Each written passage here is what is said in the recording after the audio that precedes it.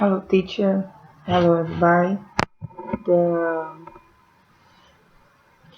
crime I will talk about it's about a murder of Sally Ann Bowman. Sally was a model that was murdered in September 2005. She was 18 at the time of her death, and she had been robbed, raped, and repeatedly stabbed.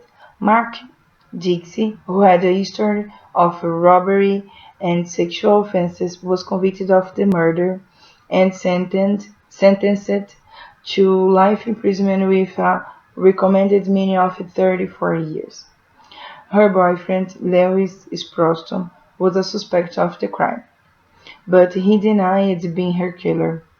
He admitted that on a previous occasion they had argued that the that the police had been called in that moment, but he said that he loved her and the date of the crime he left Sally on her apartment moments before she was murdered. So he arrested, but after being held for 4 days, the DNA evidence eliminated him as a suspect of this crime.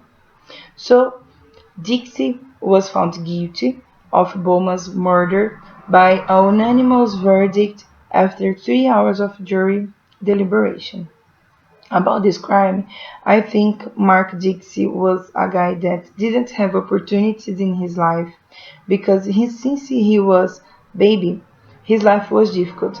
When he was 18 months old, his parents separated, and when he was eight,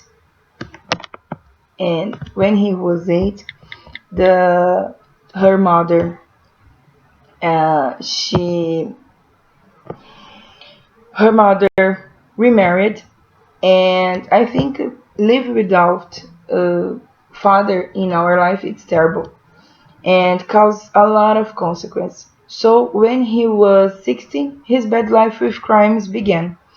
And I think it's not easy to control crimes, but I think it's important to do something. And sometimes it's good to give the person another chance or can be a second chance to be a good person in our lives.